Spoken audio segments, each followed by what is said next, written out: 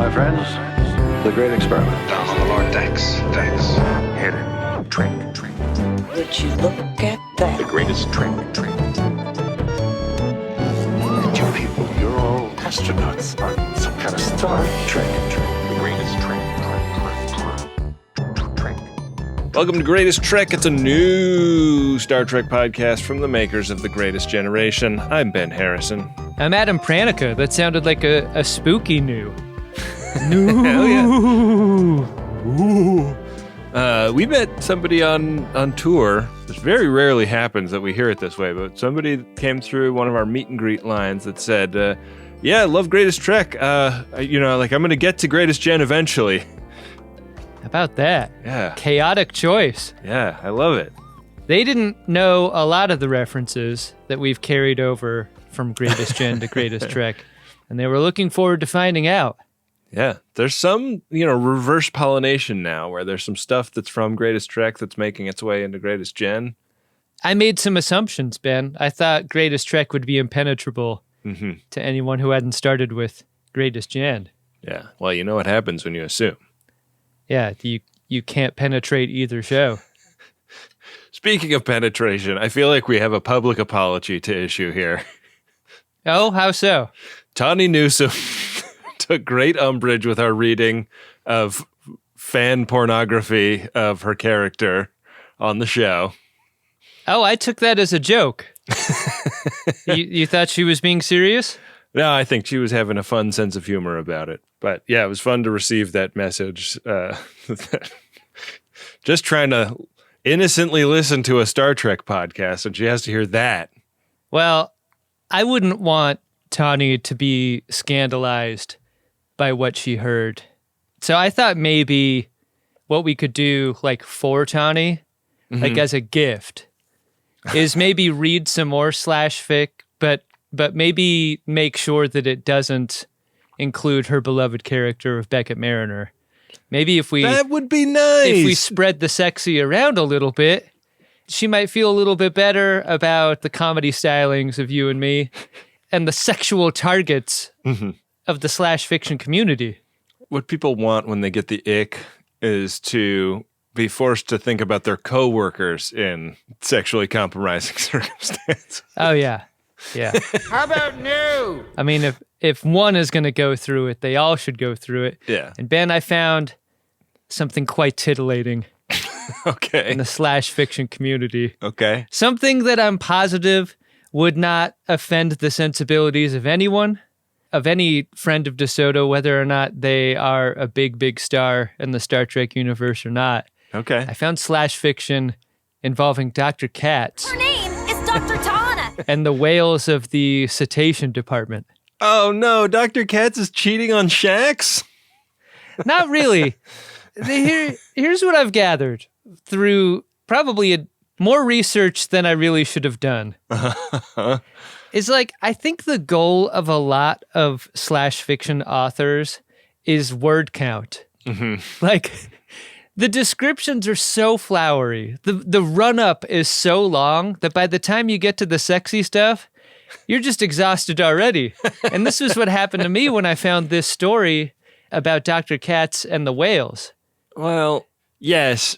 And a lot of people that are of the /fiction persuasion are also the kind of people that look forward to and require foreplay as a big part of their sexual experience. Well, like most times, I'm skipping the foreplay in the reading of this /fiction and instead just summarizing it to say that this is a story about Dr. Katz trying to get over her fear of water in order to become closer with Shax. And so she's been doing regular sessions with Matt and Kamalu in order to get over this fear. That's really sweet. And on this session, something sexy happens. So I'm going to cut to the moment when things start to become aroused. Are you ready? I'm ready. All right, so the scene is Cetacean Ops Department. The characters are Matt, Kamalu, Dr. Katz. Ben, have you lowered the lights over there? Yeah, I'm just working the rheostat right now. Hey, is it cool if I light a candle or two? Yeah, I think you should. Okay. Oh, I'm gonna light my my Beverly Crusher sex candle. That's the right candle, all right. It'll bring the ghost. Okay. All right, I'm gonna drop the needle on this record player, and I'll begin the reading. The Caitian's claws pressed against the beluga's thick, blubbery flesh. She let slip a frantic, guttural yowl that the universal translator couldn't handle, but Matt and Kamalu alike had heard that sound enough to know what it was. A name, a Bajoran name, translated to Caitian, which neither beluga could understand, nor wish to pry about. After all, Shax was very private about his given name, and if Tiana wanted to keep that secret so badly that even on the approach to orgasmic rapture, she would not betray it in a tongue that anyone else could understand, they were determined to respect that. Besides, whatever it meant, it was in itself a beautiful sound, a sound synonymous with pleasure, and one that they had only ever heard from Tiana when she was with them, like this, floating in the water and thinking of the day when it could be herself and Shax spending moments like this, not just walking or floating alongside their fear, but writhing, screaming, fucking furiously and freely with it. On and on this goes, like this. But I want to hop back into a part of it that I thought I'd read everything, Ben. I thought I'd read it all. Mm-hmm. But I got to read you this passage because it really did make me blush. Okay. And then I'm going to stop. People are like listening to this on their way to work in the morning. Hold on, let me find it. But please, read me the part that made you blush. So part of this training is like the whales taking Dr. Katz under the water, you know, for breath play. This is this is a part of this story's through line, and here's where we pick up that moment. For 20 seconds, there was near total silence in the room, aside from the gentle splash of water against the pool's rim. Till finally, with an almighty splash, not one, not two, but 3 bodies broke the water's surface. Tiana was screaming as she trembled between the 2 bodies surrounding her, between the belugas, whose bodies were oriented vertically against hers, and whose prehensile, pointed erections were both probing between her legs, dipping in and out of her one at a time, one thrust apiece, before giving their husband the next opportunity. That's where I'm going to stop, Ben. Matt and Kamalu are married? Yeah, evidently, in this story, Matt and Kamalu are a married couple. Wow. Teaching Dr. Katz to get over her fear of water using their 2 whale boners. Yeah. Dick dipping in tandem. Yeah. Amazing that this exists. Yeah. Wow. I hope Tawny Newsome enjoyed this reading better than the last. This is a truly wild swing of Ben and Adam attempting to broadcast to one person. Yeah. Just trying to make it right with Tawny Newsome. We think she's great. And hopefully We're huge fans. less scandalized she will feel after this. There's a lot more where this came from. Like just a disturbing amount of slash fiction out there about new Star Trek. Maybe we'll make it a regular thing. Who knows? Adam, I need to calm myself down by looking at some pictures of pregnant Sonic. But when we come back, do you want to review Season 4, Episode 8 of Star Trek Lower Decks? Yeah, Ben, let's alternately go in and out of this episode title, Caves. Caves. You know the greatest danger facing us is an irrational fear of the unknown. Ben, the cold open finds the Cerritos in orbit of the Grottonous, which is a planet that has continental shelves oriented in such a way where there's like a cheese and cream sauce between them. Oh, yeah, yeah. A lot of Gruyere in the crust of this planet. It's a great side for a main planet. Yeah. I like to orient the plate tectonics so that the scalloped plates are vertical. It's called a Hasselbeck Grottonous planet. You know what, man? It's almost Grottonous season. It is. Yeah, we're getting there. I haven't had one of those in ages. Oh boy, that is such a treat. Time to bust out the revereware. Time to make a casserole. Yeah, baby. I keep losing my casserole dishes. That's the trouble with casserole dishes. You take them over places. You never finish the casserole. I know there's someone in my life who held onto a casserole dish in that same kind of circumstance and did not think to return it, didn't want to return it. Yeah. It's one of my friends. Is it me? I don't think so. I hope not. I don't think I have a casserole dish at present. So Yeah. if it was me, I've paid it forward. Yeah, it's outrageous. Well, we're in the transporter room at the beginning of this. Mariner is surprised to find Boymes in there loading stuff into a bit of luggage. And this is how these two realize that they're going to be going on an away mission to Gedsies. Ah, it's a double mission. Whoa! Oh my god! With both characters? It's been a while since they've gone on an adventure together. And then the doors open, and Rutherford and Tendi are there. Oh, man. It's a quadruple mission. All the way across the transporter room. Oh, my God. Woo! Is Tendi the only one that got any prior information about what they would be doing on this mission?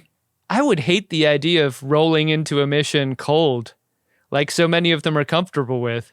You're just expected to be in the transporter room in 20 minutes? Yeah, I mean, I guess the comparison is like getting a call sheet with just a time to show up. Yeah. Bring your gear. Time and a place and the closest hospital. Yeah. That's the only information you've got. The weather report for the day and the closest parking. I love Mariner's sustained yell through the transporter beam. She finds out that this is a cave mission and is yelling about how much she hates caves through the transport. I hate caves. It's great. I mean, mid-transport, does anyone hear you scream? You gotta believe that you're, like, in the same annular confinement. Yeah. Much like the two whales are in the same cave. Like, all 4 transport beams are in the same beam, yeah? Yeah. I was wondering about, like, the air coming out of her mouth as she yells about how much she hates caves. Like, some of that air is like traveling outside of the annular confinement beam as it transports. Yeah. I mean, there's a little like Doppler effect that they did, but I was like, it probably sounds weirder than that, you know? It's got to. It's such a short scene that we have so many questions about. So, yeah, I mean, they're in the caves talking about how Star Trek caves are all basically the same. It's not long before somebody bumps into something and they're all covered in rubble. And a bright line is drawn under what a drag it is to go on a cave mission. I never really approached cave episodes in this way. It was unusual to hear Mariner hated them so. Yeah. Yeah, okay, let's hurry it up. Nothing good ever comes from a cave mission. Mariner, like, really yucks everyone's yum because she's the only one that doesn't dig a cave experience. Like, even Boimler's down. When we come back from theme, they like are turning on the lights on Rutherford's headgear and trying to communicate with the ship. Comms are not penetrating the thick rock of this cave, which doesn't make sense. Like you can beam through it, but you can't talk through it. Bunch of rocks always beat centuries of technological progress. I like that Rutherford's got a face light. Yeah. And I like that it turns into that like grid of scanning laser when he doesn't need the light part anymore. Because Mariner kicks some moss. And in one way, it's the kind of problem where kicking helps because the moss all lights up and it solves their visual problem. But it also is the kind of problem that kicking makes worse because the moss starts like going for her, wants to eat her shoe. Yeah. I would not want to be shoeless in a cave. You got to figure all that gravel's going to bite into your feet. Yeah. When I was a kid, we would go away to a beach cottage for a couple of weeks every summer. And I would really pride myself on like getting my feet a little bit tougher by the end of the stay than the beginning because You know, it was like you walk across the like crushed oyster shell driveway enough times. It's like, yeah, this doesn't hurt as much as it did a week and a half ago. You'd be the kid setting up the feat of strength in the driveway with the burning embers. Yeah. Yeah. Yeah, Grandpa, you can walk out to your car if you do it barefoot over the flames. I really motivated the hell out of my whole family that summer. Motivated them to leave the family gathering.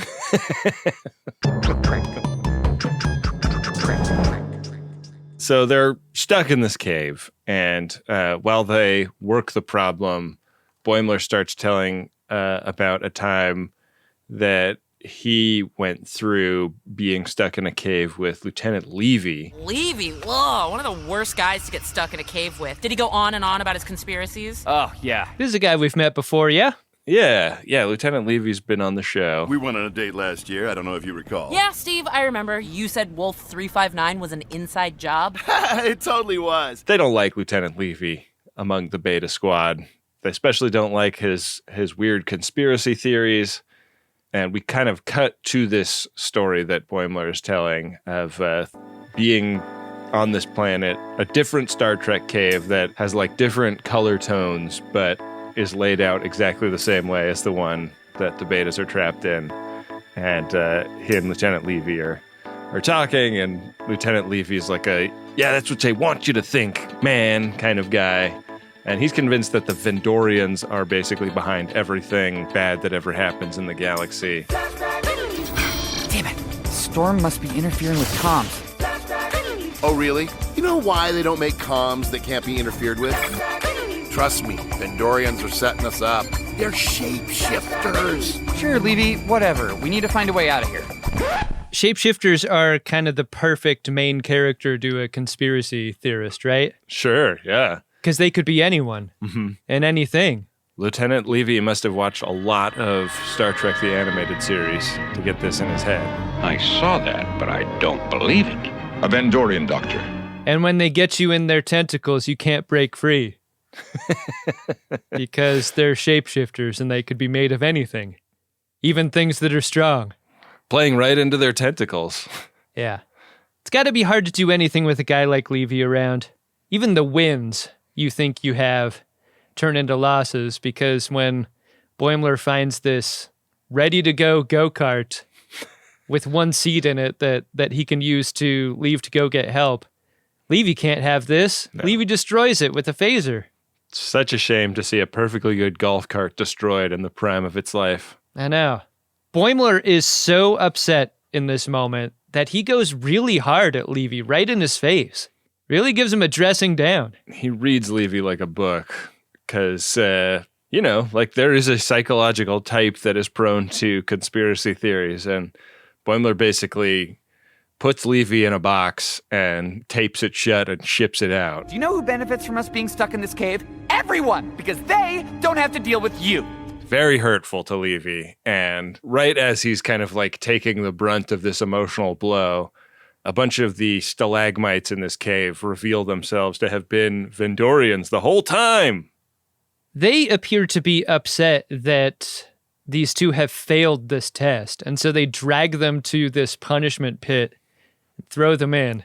And at the bottom of the pit, Levy is the sort of guy that like expects all of this. This torture pit is familiar to him as someone who studied the Vendorians.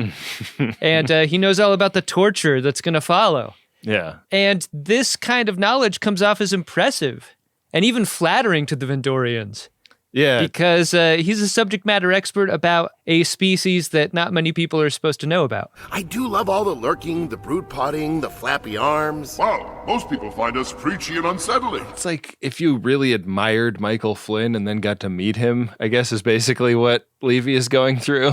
You get invited to his giant cricket dinner. It's great.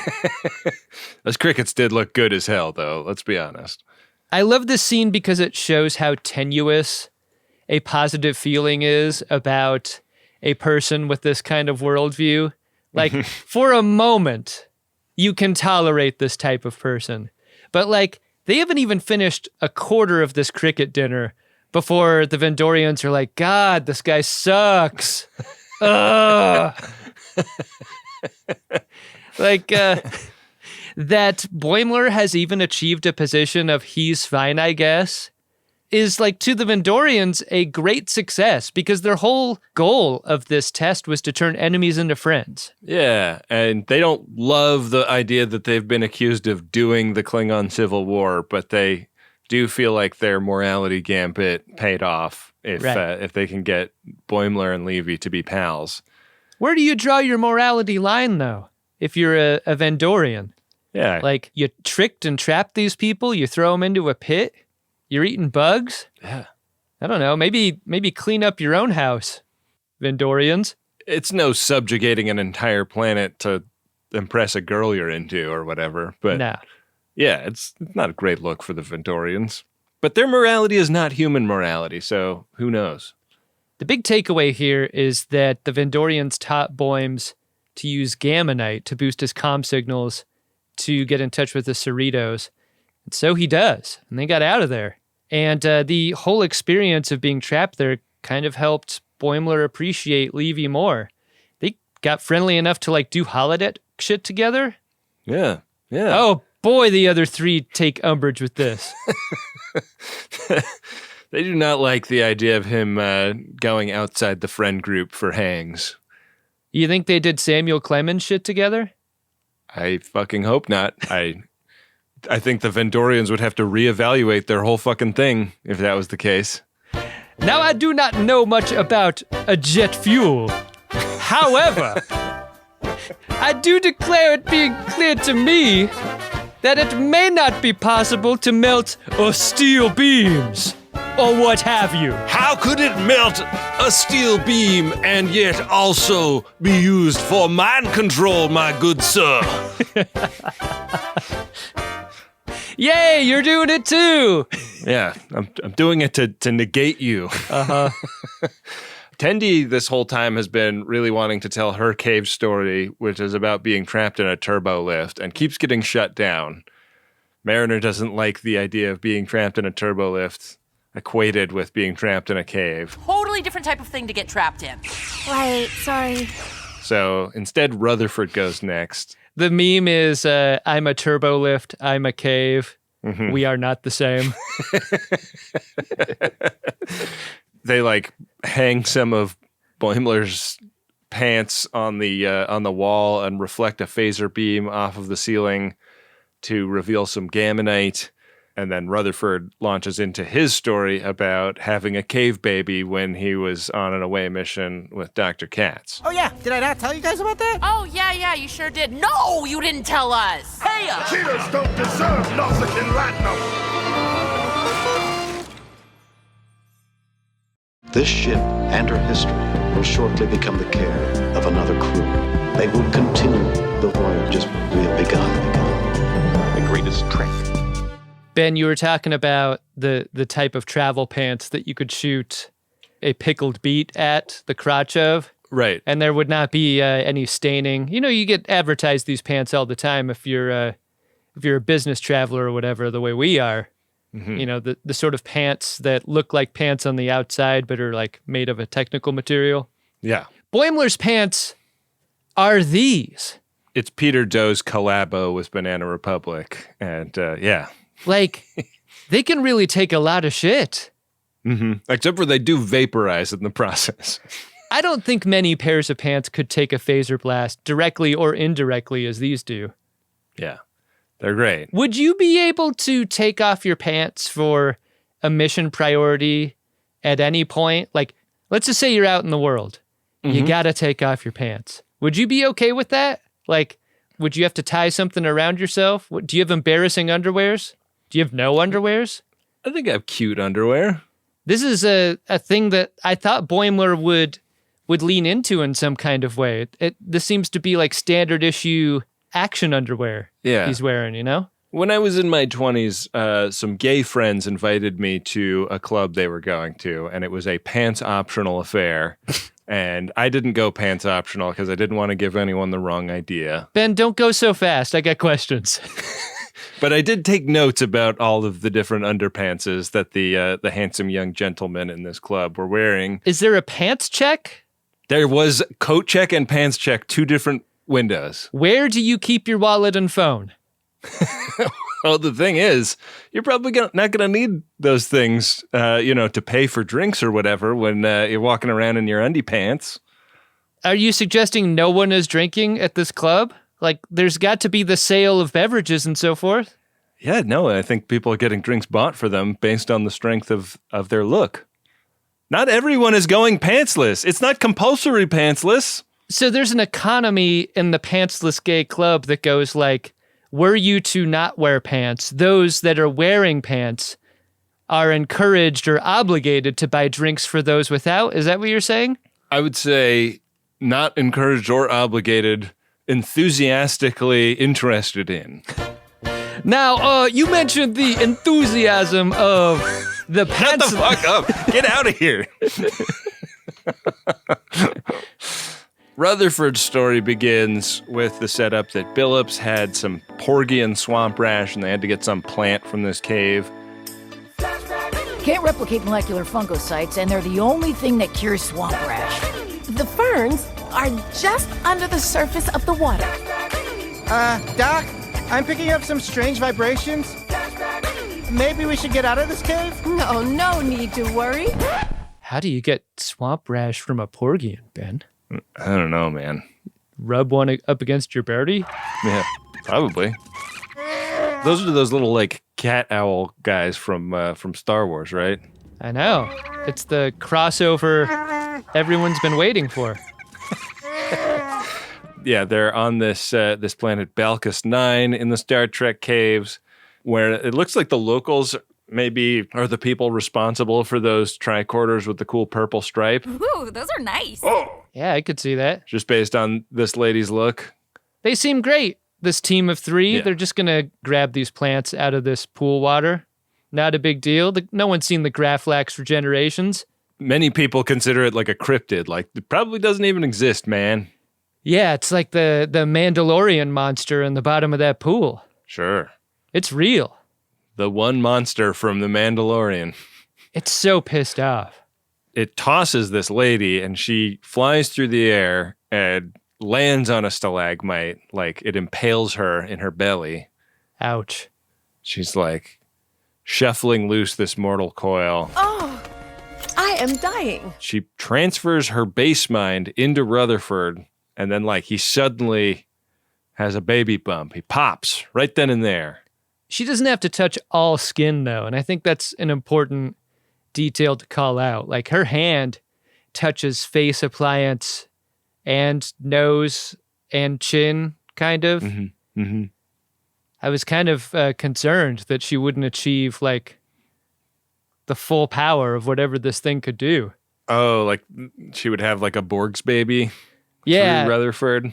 Yeah, either that or, like half of it. Which would be gross and sad. Yeah. So Dr. Katz is sort of explaining all of this while she's prepping him for the C-section that he's going to need because he doesn't have a hole to pass this baby through. And the pregnancy goes super fast. Lie down, bite on this. What? Do you think more people or fewer people would have babies if the gestation time was like 3 minutes? Oh man, if it was like a one night stand and you didn't realize the rubber broke and the gestation time started, you were like, no. Run to Dwayne Reed, get plan B now. It is so fast. I mean, the stretch marks on Rutherford's tum-tum are going to be pretty brutal. Yeah, he doesn't get to like oil up his belly over time, you know? No. So he wakes up and realizes that this was not a traumatic hallucination. He has, in fact, given birth to a little baby. Oh, it's a little clone baby. You are. Dr. Katz has been taking care of it while he was asleep. She basically tosses the baby at him and explains how the only thing she likes less than babies is engineers, and she proposes that they work in shifts. One is going to go down tunnels and see if they can find an escape route from these Star Trek caves, and the other is going to take care of the baby, and then they'll switch off. We get a nifty passage of time here where throughout this plan, Dr. Katz warms to the baby's presence here. I feel like anybody could warm to a baby's presence if they could just vaporize the diaper with a phaser. I know. Do you think you have to be a certain age before the poop gets beamed out of you? Because that would probably make having a baby super easy. Right. You just turn that on at home. Oh, man. That would be the best. That's the ideal. You know, when we had the baby, like, I like started looking for like what in like archaeological terms were people doing before industrial diaper production, because we were going through like 20 diapers a day in the early days, and I was like, what did people do? Like, this is nuts. The answer is nothing good. Nothing good happened before industrial diaper production. Also, industrial diaper production is probably terrible for the environment. But The gutters ran thick with baby poop in those days. Yeah. Yeah, so having gotten to be much better friends with the baby, I think you're the coolest baby I've ever met. Dr. Katz and Rutherford are sort of coming to realize that they may be stuck here for a long time, even though she still hates engineers just as much as she ever did. And this is right when the Graflax returns. And before shooting it, Rutherford makes a universal translator, like on the fly with his tricorder. And they're able to communicate with the Graflax about what's going on. We just want to get out of this cave. Did you just talk to me? It's a big misunderstanding. Most arguments are. This thing was just trying to protect its baby. This Graflax is going to lead them to safety. It knows which hole to leave out of, and so they do. And that's the end of Rutherford's story. And we cut back to that first cave where the moss is really starting to ooze in at all sides of the screen. There's not a lot of non-moss environment left for the betas to occupy. Rutherford is very impressed to see Mariner kind of taking lead on modifying the comm badge with the powdered up gammonite. It's like, how the fuck do you know how to do that? The answer? Delta shift. She read about it in a horny story. Oh, yeah, Delta Shift. Well, I mean, you did. The greatest trick is yet to come. So we flash back to Glish, the planet where she crash landed with a shuttle full of ensigns. Yeah. Nice landing. Oh, you have notes on me saving our lives? I wouldn't have crashed into a cave. We lost power. Shuttles are shaped like bricks. What was I supposed to do? We're out of range. Looks like we'll be here for a while. Ha ha! F you, cave! And wouldn't you know it, they don't have comms there either. Yeah. What they do have is a third ensign with a compound fracture in his leg. And this thing is gross. Ugh. Caravitas, grab a med kit. Yeah, we've got Caravides and Amidal who don't have disgusting leg fractures, and Asif who does. And they are going to do a similar thing in this story to the A story, but with Pergium. And they see a bunch of Pergium on the other side of the identical Star Trek cave. And Mariner starts marching over to get it and goes through a bunch of chronotons, and she like kind of holds up as she walks toward it.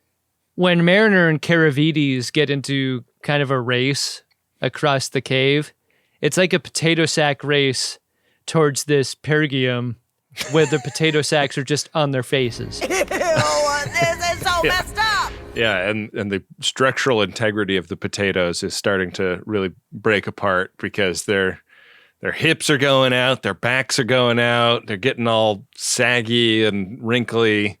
No amount of taking care of the shuttle will make sure she always brings them home. They're kind of arguing about like why the Deltas have been such dicks historically. And they're like, we're dicks because we resent the fact that we have to work all the same jobs and nobody cares. Like everybody's asleep when we do all of the same fucking shit that the other ensigns do, but we have way less opportunity for advancement in Starfleet because nobody's awake when we're doing it. I never get FaceTime with the senior officers, and basically I've noticed that I'm not the main character of these stories. Our shift sucks. Everyone is asleep. That sounds great to me. What is the deal with Jellicoe's insistence on a 4-shift rotation? Then, knowing one of the shifts is going to be treated this way. He doesn't care. Oh, Maybe he likes that there's like punishment shift. Yeah, that's what I'm getting at. There had to be a reason. Because I always liked the idea of a 4-shift rotation because that means like 6-hour shift and you're done. You're done for the day. That's great. I'd be okay with a 6-hour shift instead of an 8-hour shift. But if one of them is punishment shift, you're that sucks. Work and swing isn't so bad once you get used to it, but yeah, it was tough. That'll start eating you alive. Yeah.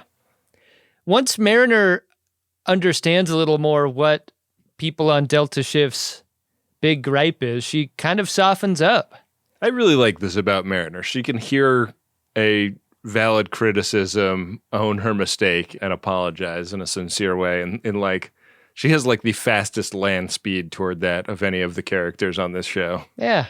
They're kind of making amends and talking about how to be pals going forward when the idea comes up that Asif, the guy with the broken leg, is a bit of a Wesley Crusher type. He's young as hell. Really? Asif! And therefore, maybe he could make it further toward the Pergium. And they're like, Asif, you got to try for it. I love the internal logic of this idea, which is like, if you age faster, your leg is going to heal. But at the same time, if you age faster with a broken leg, it's not going to heal itself. It's not going to heal like it was treated by medicine. Right. It's just going to age like anything else. So the very grotesque way in which this compound fracture turns into a sort of goat leg, and then it turns gangrenous and falls off toward the end, it is real gnarly. Ugh. It's very upsetting. It was all for no good reason also because Amidal is up on the second level of this Star Trek cave finding some Pergium that youngs you up instead of olds you up when you approach it. Yeah, opposite chronictons are up there. Mm-hmm. Who knew? And so they have to like fireman carry Asif back toward the part of the cave that's in the normal timeline and leave his stump leg behind. Would you have a problem with losing a limb and having it replaced with a limb that's just as good, but you knew wasn't the original? I kind of feel this way from what's his name? Asif? Yeah. I think if it was me, I'd be like, new limb. Who dis? Like, let's get the new hotness, you know? I wouldn't want to leave it. I think what I'd do is probably take off my pants and use those pants as kind of like a, you know, you grab the ankle of one pant leg and you kind of whip it out there to try to like... Grappling pants? Yeah, grappling pants. You just sort of flurp it out there and see if you can't yank that stump back, right? Well, but maybe, and this is just a theory, maybe Asif isn't as chill and libertine as Boimler and he doesn't want to take off his pants in front of everybody else. Maybe he's wearing the wrong underwear. You're right. Could see that being a problem. Yeah, maybe he's wearing the granny panties because it's laundry day. Yeah. You always want to wear clean or good underwear in case you get your pants cut off in an ambulance or you have to go to a gay pantsless dance club. Exactly. That's what my granddaddy told me. Mm-hmm. Wear clean drawers every day. Back in the present, everyone is upset that Mariner is down with Delta Shift now. Yeah, she even chanted with them? What the fuck, Mariner? I can chant with other people. Guys, don't fight. I don't know who you are anymore. The moss has been growing at an accelerated rate, and at this point, the moss just takes them. And little did we know that this was sentient moss. And when covered and smushed up against the wall, the moss starts talking. And this moss has got to hear Tendi's story before it does whatever this moss is planning to do with them. It sat through the rest of these stories. It desires that sense of completion. I need a story from each and every one of you. Yeah. And so Tendi's flashback begins. It begins right where season 1, episode 1 left off, which is, I thought, a really nice idea for a construction. Like, what happened as the music faded up and the screen faded down? Shouldn't be another disaster until 1530 at the earliest. Rutherford to Commander Billups. Are there any issues with the turbo lifts? Just hang tight. We'll add you to the list. I'm sure they'll have it fixed in a jiffy. Did you notice any kind of TNG Season 1 to TNG Season 4 differences in lighting or uniforms or anything in this flashback?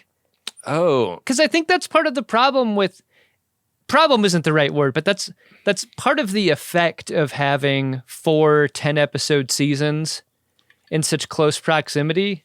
Yeah. You don't get the weirdness of a flashback like this because everything more or less looks the same. Yeah, well, also I think like TNG maybe like wasn't sure what it was as early on as Lower Decks was. Mm-hmm. So the story is basically Mariner switched all of the synthahol out for actual alcohol when they were having that party. So they're all super messed up. And the fake cigarettes were swapped out for real cigarettes. They're all totally wasted after their experience with the rage virus, and they get in the elevator and it gets stuck, and they push that button to call for help, and Billups says you're on the list, not high on it though, and they're stuck in this elevator for hours, and we get some kind of jumps forward in time of the different ways they're kind of trying to occupy themselves, and it becomes clear eventually that they did have to pick the bad corner in the elevator, which you hate to contemplate, right? Because this is a perfectly round elevator. Yeah, you got to wonder about the absorbency of the carpet inside this turbo lift. Our friend Abby was telling us one of her many amazing touring with rock bands stories while we were on the road with her, one of the recent legs of the Share Your Embarrassment tour. Get your tickets at greatestgentour.com. And she told a story about getting stuck in an elevator in Amsterdam or somewhere in Europe for 3 or 4 hours with an entire rock band, enough people on the elevator that you couldn't sit down. And they had gotten to the point where they'd picked the bad corner, but nobody had to use it yet when they finally got rescued. This is why at one of our venues on the tour, the elevator sign said no more than 2 people inside. I just took the stairs. I was not willing to risk that. Yeah. So the upshot of this story is just that Tendi came aboard the Cerritos being really worried that she would not be accepted, would not be able to make close connections with people, and she had this very magical first day on the ship where even though she was trapped with people she really genuinely liked and that genuinely liked her and didn't see her as a Orion pirate but saw her as a person. And when we cut back, they're fully embedded in the walls, the people that they find in the terraforming plant in Aliens, they've been gooed up against the walls. And this Moss is so touched by Tendi's anecdote, even though it wasn't a cave story, that it's man, friendship it sounds great. I've never done that before. Will you guys be my friends? And they're yeah, dude, for sure. If you let us go and let us scan you, we'll be your friends as long as we're here. This is why torture doesn't work. These folks will say anything.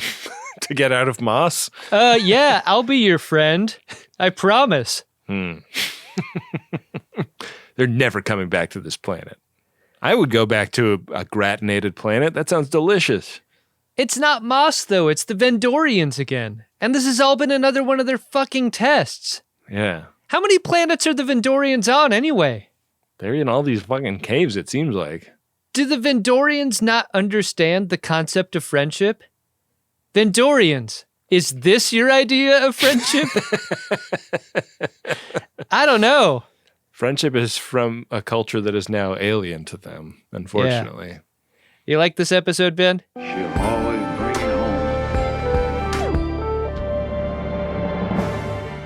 I really like this episode, Adam. I think that this was a very fresh take on a thing that I think anybody that has watched any Star Trek in their life has talked about. The caves all look the same phenomenon. Mm-hmm. And I think basically we were just waiting for Lower Decks to get to this.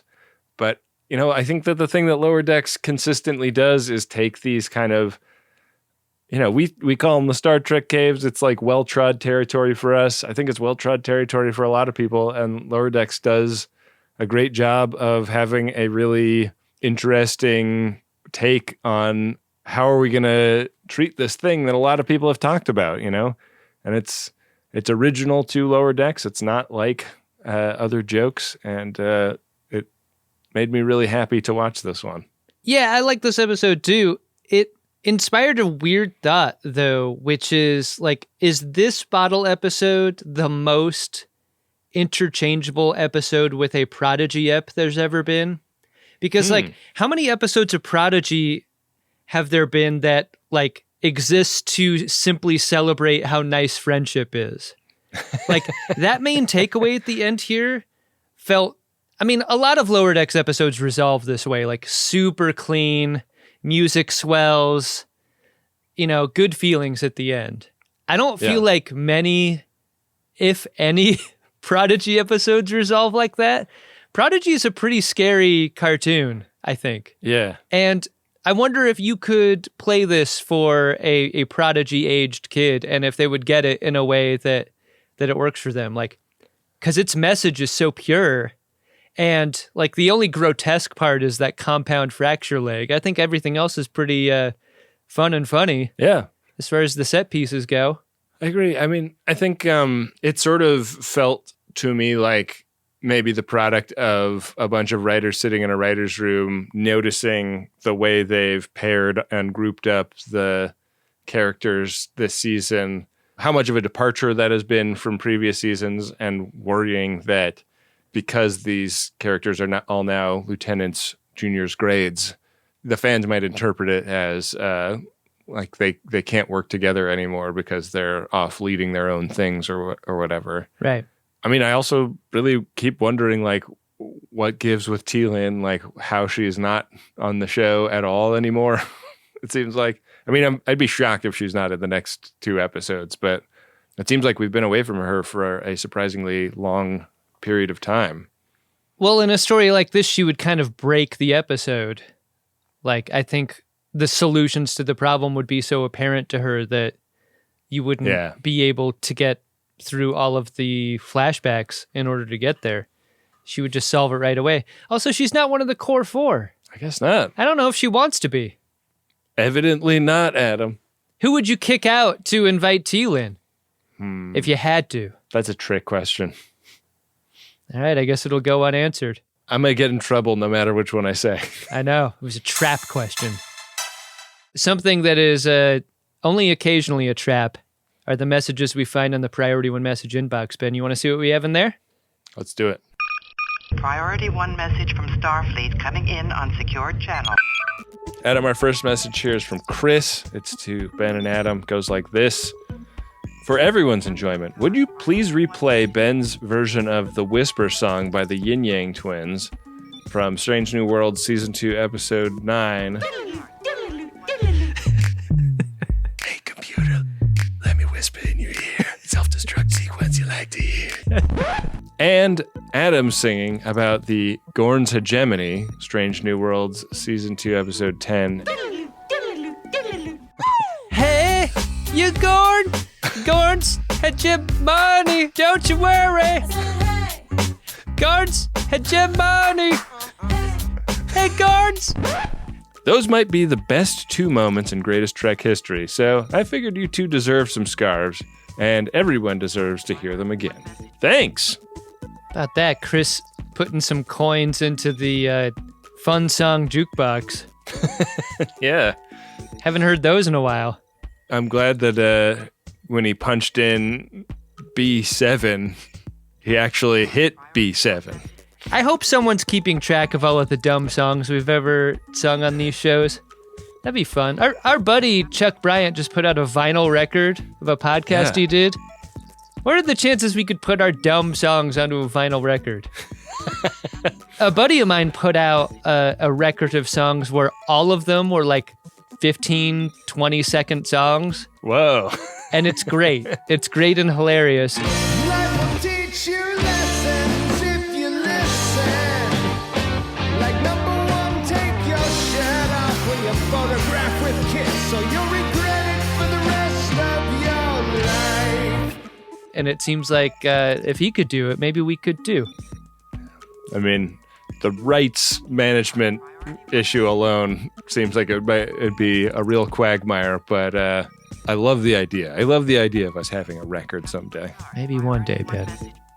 Our second priority one message is from a Mississippi riverboat pilot. It's to Ben, mostly, and Adam. There's a parenthetical pimp here. I'll try to get into it. Gentlemen, it is my understanding that one among your fine group does not appreciate the fine dialect of Samuel Clemens. I am shooken to the core by this rejection. I believe that West Coast Yankees such as yourselves would appreciate all sorts of wildly exaggerated impressions. With my final characters, I say, Moopsie. Moopsie. God damn it. I'm going to send this person their money back. This Mississippi riverboat pilot. This is dirty money, in my opinion.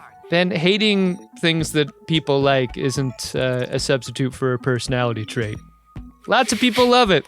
People love Samuel Clemens impressions. How could I substitute that personality when it is my personality? You're the only person in my life that has a negative opinion about the Samuel Clemens impressions. Oh.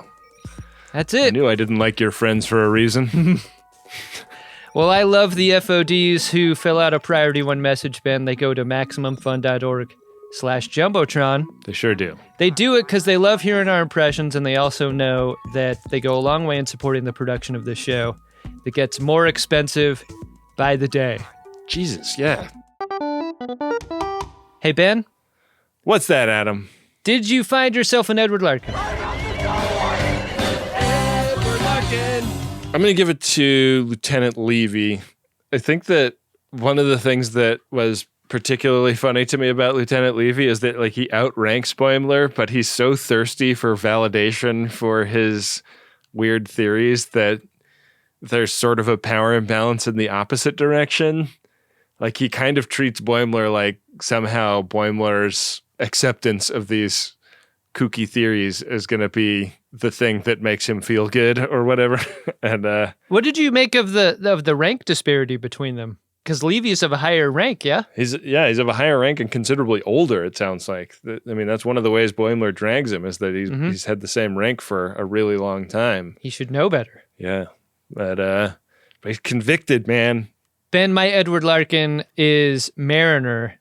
I think part of the joy of watching Lower Decks is, of course, all of the jokes, the joke density. But I think the jokes without dialogue also hit for me too. One of those scenes is when Mariner kicks the skull of the moss-eaten animal like a soccer ball. Yeah. And because the camera composition is like whipping past that, you almost barely see this detail. And I feel like there's got to be so much in a show like this that you just do because it amuses you as an artist, or who would be in charge of a decision like this on the animation side?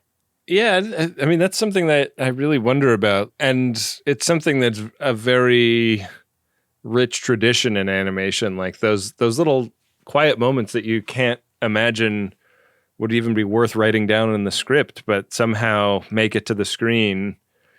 And this is one of many, many in this episode, unlike in all episodes of Lower Decks that are like that, where it's like this, at some point, like they were like getting this scene up on its feet and looking at the characters, and they're like, well, we're not going to just have everybody be standing still over to the right hand side of this composition. Exactly. Let's have Mariner kick that skull, you know? You make it dynamic however you can. Yeah. So, whoever made that decision made a funny decision, because I laughed at that too. I really wonder what kind of and how much communication occurs between Titmouse and the writers for moments like these. Like, how much latitude do you get to be creative when you're on the art side versus the story side? I mean, I would assume that it's all story pumping every single detail into this, but that would make me a little bit sad. It'd be fun if it were more collaborative, but I don't know. Either way, I like details like this. I do too. Well done, team that makes the show. Further apologies to Tawny Newsom. Tawny, there's only one person apologizing, and that's Ben. I just want to be clear about that. I apologize enough for the two of us. You really think you do? Well, Adam, let's wrap this episode up with everybody's favorite segment on Greatest Trek. It's the Warning Bois segment, wherein we scour the internet to find the various nice things people say about us online and shout them out because they're shouting us out. This really helps our show find new audiences, and we just love you for that. Prepare a buoy and launch it when ready. Warning buoys. An emergency buoy. A warning buoy. Today's Warning Bois is from a Instagram post by Robert.Lawton, and it's a picture from our meet and greet before the DC show we just did on the Share Your Embarrassment tour. And it goes like this. You may think the best reason to listen to Greatest Trek is the dick and fart jokes, but what my theory presupposes that it's the friends you make along the way. Seriously, though, I met a whole crew of awesome people at last year's Greatest Trek tour stop in DC after I shouted into the void about attending it on my own. And it was incredible to hang out again last night and share our embarrassment together. Many thanks to Ben Harrison, Adam Pranica, Wendy Pretty, and Bill Tilley for creating and connecting this awesome crew. So, sort of the opposite of what a warning was intended for. These are already fans that already listened to the show, but it was actually great to meet Robert and his big group of pals who all came through the meet and greet line. Oh, yeah. And shared their embarrassment with us. So, thanks to everybody that posts about the show online and spreads the good/embarrassing word. Yeah. Can't wait for next week's show. We're getting into the last couple of episodes of this season of Lower Decks, and I bet we'll see some Teal'c. I bet we'll find a little bit more about that tilt ship out. There's a lot going on. Hoping we get some screeners before that. We're out of screener runway with this one. Yeah, I heard Tawny Newsome told Paramount to stop hooking it up. All right, Tawny, I apologize too. Turn the screener spigot back on. All right, well, we're going to leave it with Wendy Pretty from here. Thanks so much for listening. We're out of time. Bye-bye. Greatest Trek is an Uxbridge Shimoda podcast on the Maximum Fun Network. It's hosted by Ben Harrison and Adam Pranica, and it's produced and edited by Wendy Pretty. Next Friday, Ben and Adam will be back to talk about Lower Decks Season 4, Episode 9. And at the end of every episode, we want to thank all the great people who make the show possible, especially the Max Fun members who support on a monthly basis. Members get access to the entire catalog of bonus content from across the network, and it's really easy to set up a membership at MaximumFun.org/join. We also want to thank Adam Ragusia, who composed all of the original music for this show. Check out his YouTube cooking channel and podcast by searching for Adam Ragusia. Thank you to Nick Ditmore for creating the show art, and thank you to Bill Tilley for managing all of the @Greatest Trek social media pages, which you can find and follow all over the internet. You can also join FOD-run communities on Reddit at r/greatestgen and on Discord at drunkshimoda.com. Thanks for listening. We'll see you next week on Greatest Trek.